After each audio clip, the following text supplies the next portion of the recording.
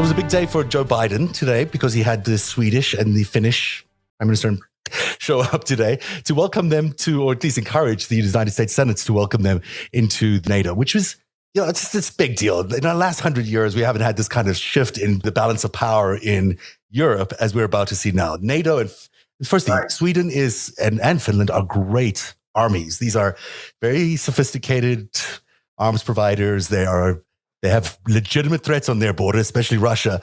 They know what they're doing.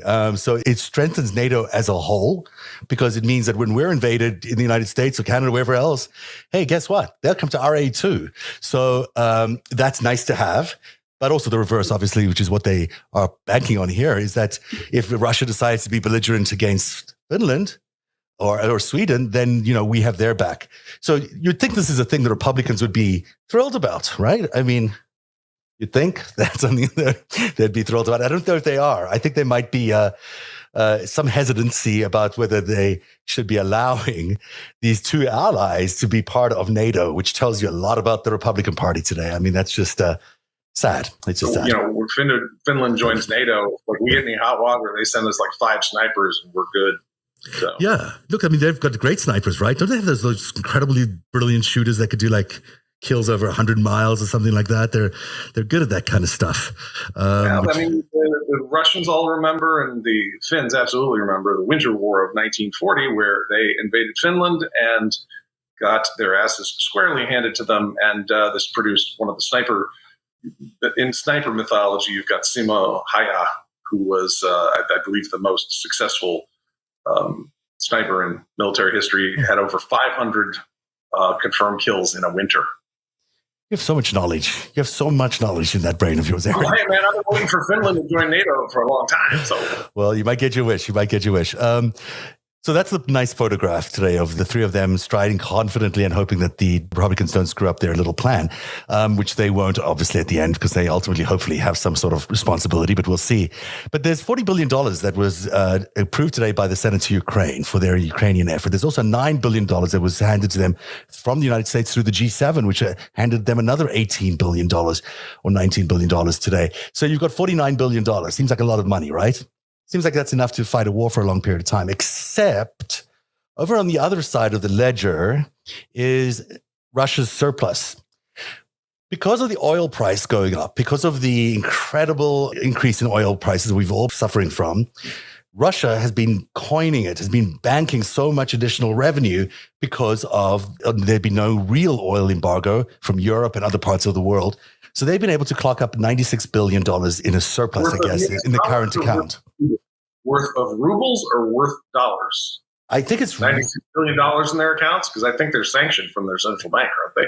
I think they'd be getting it as rubles, though. I think they're being paid in rubles, but it's worth $96 billion, I think. I don't know if that's the case, but I'll have to double check. But this has caused a big stink amongst many people who are saying what we're doing is basically funding the extension of this war by, yes, we have to support Ukraine, but if Russia is making more and more money on the one side, they'll just keep doing the war. They don't care about the rest of the world, clearly. They don't care if the rest of the world is suffering. So there's a real challenge here up ahead for us as a world about whether we're going to be enforcing this oil embargo and whether the European countries are really going to be providing a real embargo.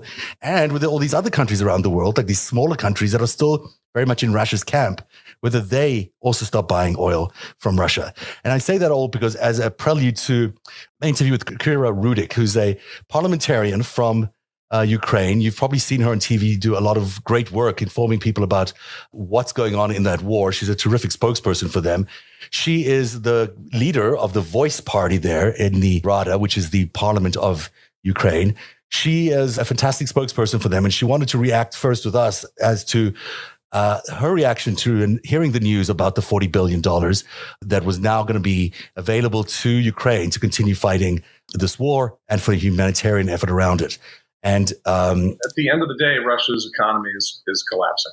Their supply chains are collapsing. Their access to global institutions is collapsing. And NATO, you add that with NATO beefing up on its literal borders, which has been something it's not wanted to have happen. That's why it's attempted to compromise various countries on its borders forever, really, but definitely of late. And that's all failed in dramatic fashion. And now, a country that's only able to spend $6 billion on its military, that's larded up with Russian spies and buying Russian materiel for its needs. They've now got 8 times as much military spend as they used to. And Right. then up north, you get the Finnish who are like, we'll fight the Russians. We're cool. Yeah, let's go. I mean, this is, there's not a single strategic thing that's going Putin's way. And now, actually, there's a news report just before the start of the show where the Five Eyes Attorney General Association, which is the same countries as the Five Eyes Intelligence Alliance, United States, UK, Canada, New Zealand, Australia, all their attorneys general have made a group statement saying that they look forward to helping prosecute every possible crime that was committed during the Russian invasion. It's very interesting. Good. That's good. It's great. Also, check out the language. It's very subtle there. It didn't say just Russians. It said we'll prosecute crimes that happened during the invasion. It's really important because, one of the things that's going on right now is those Mariupol battalion soldiers that have been taken into Russia. Now they're facing prosecution by Russia for potentially being part of a so-called terrorist organization, which have not been named that. But that is the risk that they're facing, which is, not exactly what they had agreed to. So we talk about that in this interview. So let's take a listen to Kira Rudyk and me as just minutes after the Senate voted for the $40 billion package to Ukraine. We're joined tonight by Kira Rudyk. She's the current leader of the political party Voice in Ukraine. And since 2019, she's been a member of Verkhovna Rada. How are you, Kira? Thank you for being here. Hello. Thank you so much for having me. Let's talk a little bit about this $40 billion aid package. That seems like a truly substantial amount to all of us. Is it enough to help Ukraine out of the situation that it's in right now? So we are extremely happy in Ukraine here that we will receive this support. This is something that we have been waiting for, and it has so many angles of why it is great for my country. Starting from that, it will be cash flowing in. Some of these 40 billion, like more than 1/3, would be used for the weapons that we will be buying and leasing, some to cover our debts and some to get the supplies for Ukrainian army. On the other symbolic part, it is a support that is ongoing, and it shows the world that there is no Ukraine fatigue and that the United States remains to be our strongest and largest ally in this war. On the other hand, what we need to remember is that it's obviously to everybody right now that this war is a marathon and not a sprint. And for the ones who jog like me, you know that you cannot just have like one bar of chocolate and then have your whole run with it. You will have to get the support. And this is why, especially given the numbers, that we need $5 billion a month only for humanitarian support and not even for the military support, you can imagine of how long we will last with those 40 billion. So not so long. I'm a sprinter, so I don't know that I have to eat as much chocolate bars to make my runs work, but it does seem like a lot of money when you factor in the $5 billion. That's only going to last you half a year. What are you going to do beyond if this war keeps going on? And it seems to now be settling into sort of a protracted pattern. Is at some point, there's just not enough money out there. Well, I strongly believe that though we are very grateful, it should not be US, UK, European taxpayers paying for Russian misdeeds in Ukraine. There is enough of frozen Russian assets in the world so that if unfrozen and given to Ukraine, we can actually make Russia pay for what they are committing right now in Ukraine. There are two directions of that. So first is money of Russian central bank. So it's basically governmental money. And it's around $300 billion all over the world, which sounds nice, right? Mm-hmm. Sounds like a lot of money. Yeah, well, so sounds lovely. Sounds like then we'll have enough for everything. But the issue is that there are international laws that prevent countries from unfreezing assets from sovereign banks and giving them to whoever they want. So that will require significant change in legislation, though I'm pushing forward with all my colleagues from different countries, and the progress is there. In some countries, it moves further. In some countries, it moved slower. But I do believe that once the first country will make this decision, it will be a house of cards, and the rest will follow through. And especially those countries that we like to call small countries where money lay, like Virgin and Belize, etc. So they usually wait until the big players make a decision and then say, yeah, we were always for democracy. Right. So the second part of Russian money is actually private money that are under sanctions right now. So when you hear the word sanctions and somebody was sanctioned, it basically means that they took their yachts, their helicopters, etc., and frozen it. Again, I do strongly believe that you need to sell them and then send money back, and then it will be even more than $40 billion. Absolutely. There's also, a big surplus in the Russian economy right now because of the price of oil going up. We're seeing, billions of dollars in surplus now in foreign reserves, which were not expected really because of these sanctions, because Putin is able to benefit from these increased oil prices because of his war. It seems to me that without an oil embargo, a real oil embargo, it's going to be very hard to get Russia to stop financing this war effort. Well, let's again use logic. Did we ban Russian oil in European Union? And the answer is no. Did we ban Russian gas in European Union? And the answer is no. So what this means is that while we are talking, every single day, European countries are paying Russia $1 billion. $1 billion. Unbelievable. $1 billion. So when we are talking about, let's send this tremendous aid to Ukraine, it only covers same thing that European countries are paying to Russia for in 40 days.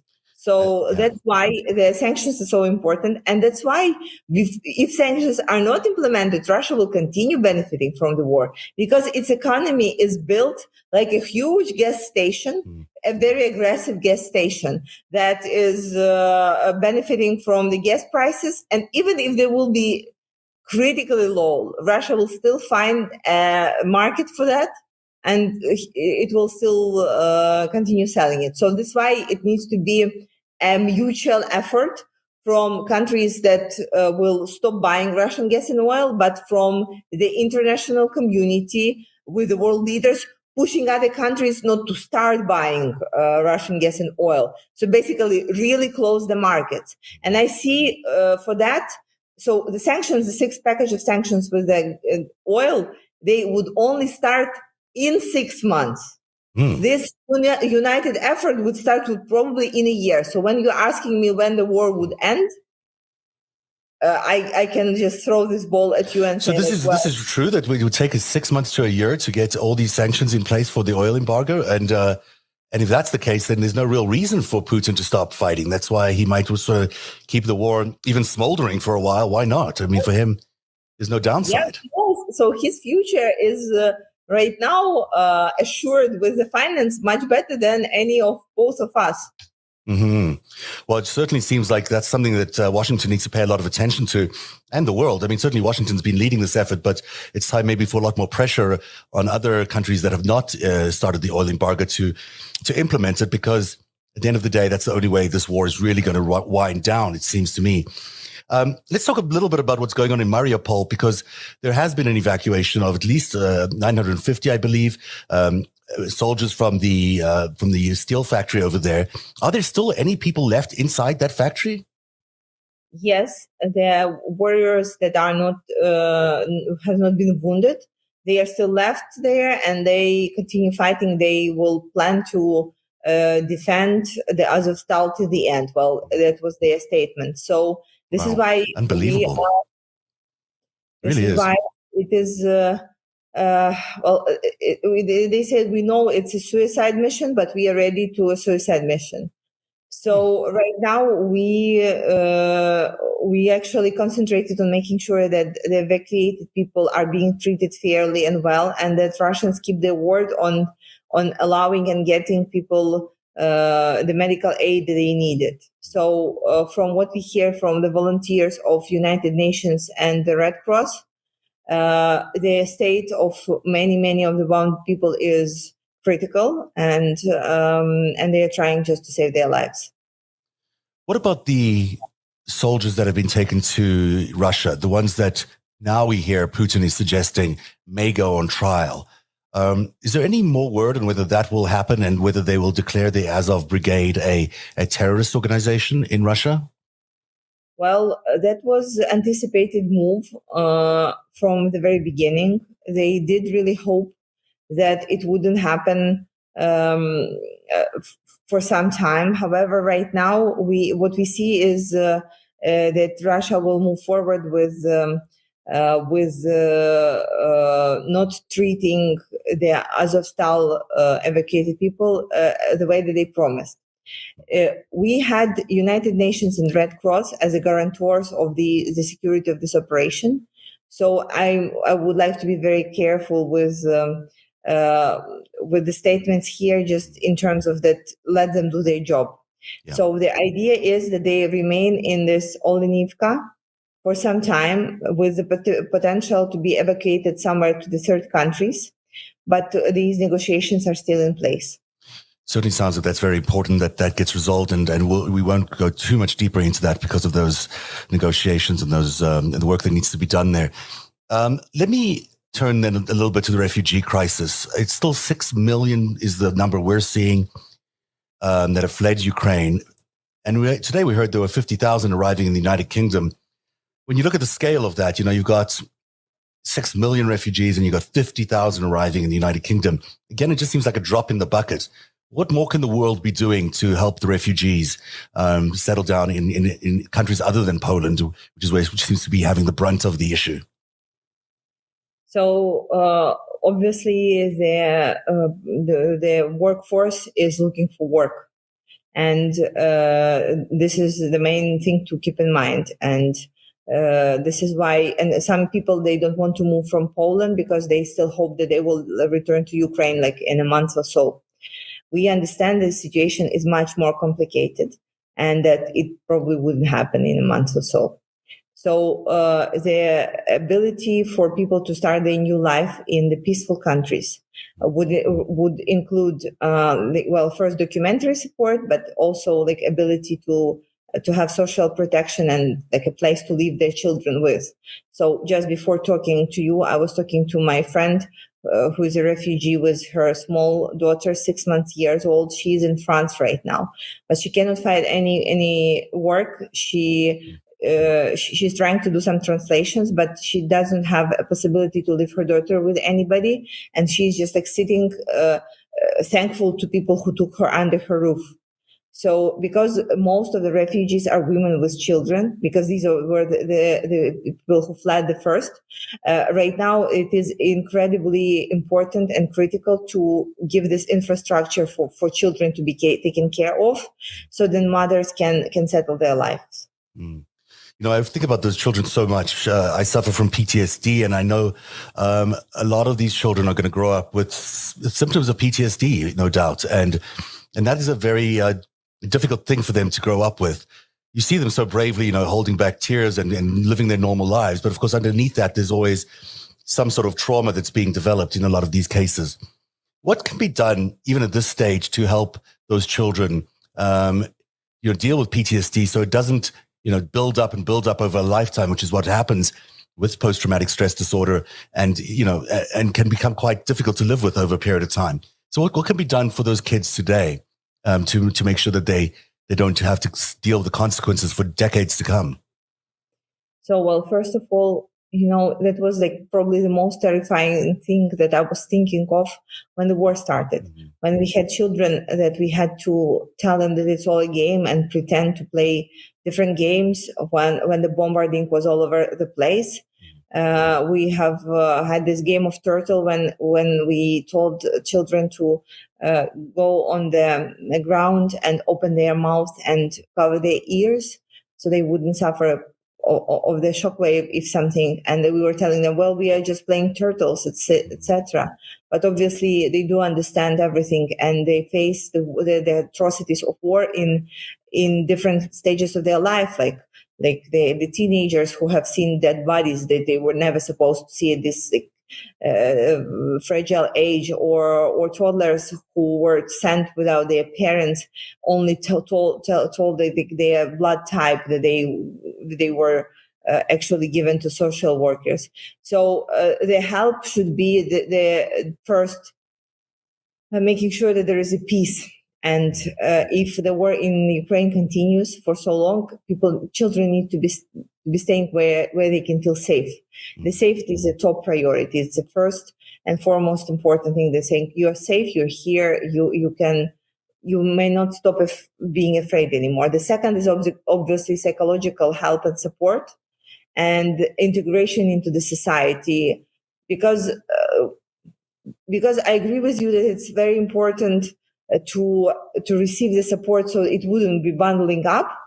I also believe that once you have like new emotions and new things to do and lots of positive things in your life, it's getting easier to go through the trauma that you suffered. Mm-hmm. Because so I have a friend in Turkey, and she is manufacturing women's lingerie. So she sent me 2 boxes of that to give to the victims of sexual assaults here in Ukraine. And she told me, I said, like, are you sure it's appropriate? She said, look, just give it to them and tell them that there would be love, there would be life. It may not happen right away, but at some point it will change. And there will be a day when you don't feel pain anymore. And I believe with children, it's the same thing, that you need to show that the future doesn't have to be the same as the present. You know, the human body is so remarkable that it's able to suppress all these things and carry on. That's part of the way we survive a lot of these traumatic events. And a lot of the time, that's what causes them to bubble up so many years later, is the suppression. So the processing of these traumas early on is so critical in a psychological setting. And it seems like that's obviously a priority, but it can't be as much of a priority as just their safety right now. And it's certainly one of the things that I think the world, and especially the United States, can think about leaning into and seeing how they can support some of these kids so that they don't have a lifetime, and these women, as you point out, a lifetime of trauma that's, unnecessary and can be dealt with at an early stage. We are also amazed at the courage of Ukrainians, and you've probably heard this often, and the tenacity of Ukrainians and their ability to continue to fight in the face of so much. And yet these images we're getting out of Kharkiv now and out of these other parts of Ukraine that are so devastating and so cruel. How do you continue? How do you continue in the face of all of that? I mean, it might in some way be an inspiration, a motivation, but in other ways, it must be so difficult. It is. I wouldn't lie to you. There are days when you like waking up and you just literally pulling yourself out of the bed. There are some days, and probably the hardest ones were after the adrenaline of the beginning of the war, it passed. And then you're just like asking yourself, now what? So we have this point on like that we need to win the war and then we will figure out. But this is one of the Putin strategy to make sure that it is a long-term and exhausting war where people become demotivated, same way as they become poorer, and same way that, the attention from the whole world winds down. And this is my biggest fear, honestly. So, well, first of all, we all have relatives and loved ones who are fighting at the front. So you're just like saying you cannot allow yourself to be weak because they are fighting and they have like challenges that you cannot imagine facing. So, and there is this thing in Ukrainian radio that I heard once, and I'm repeating to all the other people, is saying, do whatever you can do, but today a little bit better, because we are pushing for the victory. So this is what I'm telling myself, like what I can do to make the victory day closer, and let's do it today a little bit better than we were doing it before, and that's probably helping to go through to push through the day. And as a runner, like how it is. The best way to start running is just to start running. You're absolutely right. And it's still remarkable. I got to say, we are all in awe of what the Ukrainian people are doing in this incredible war effort. And it does look to everybody that this war will be won by Ukraine. It's just a matter of time. And hopefully you get the right weapons and support now with this $40 billion aid package, enough to go on for at least the next few months to really achieve this victory against Russia and Vladimir Putin. Thank you very much for joining us tonight, Kira Rudyk. We really appreciate your time. Thank you so much, and glory to Ukraine. Have a great day. Really is great to have Kira Rudyk with us here on Narrative, talking about that $40 billion package, which has now been approved by the Senate and surely will be signed by Joe Biden in just the next few hours, which will release $40 billion military and humanitarian aid to the people of Ukraine who desperately need it right now as they battle a war against Vladimir Putin and Russia. We thank her for being on the show. We thank Eric Garland for being here. He had to step away because he did such a great job in the first half. And we did speak a little bit earlier about Joe Biden's day, which included this historic moment of welcoming the president and prime minister of Sweden and Finland to the White House as he's pushing for Sweden and Finland to become part of NATO. And we think that's a good way to end the show. So here's a clip of that. Sweden and Finland have strong democratic institutions, strong militaries, and strong and transparent economies, and a strong moral sense of what is right. They meet every NATO requirement and then some. Today, my administration is submitting to the United States Congress reports on NATO accession for both countries so the Senate can efficiently and quickly move on advising and consenting to the treaty. I want to assure that Finland will become a strong NATO ally. We take our security very seriously. The Finnish armed forces are one of the strongest in Europe. We are ready to contribute to the security of the whole alliance, making the commitment to mutual security guarantees that being a NATO ally entails. Russia's full-scale aggression against a sovereign and democratic neighbor. That was a watershed moment for Sweden. And my government has come to the conclusion that the security of the Swedish people will be best protected within the NATO alliance. Narrative is made possible by viewers like you. Join today and support truly independent journalism at patreon.com/narrative. That's patreon.com/narrative.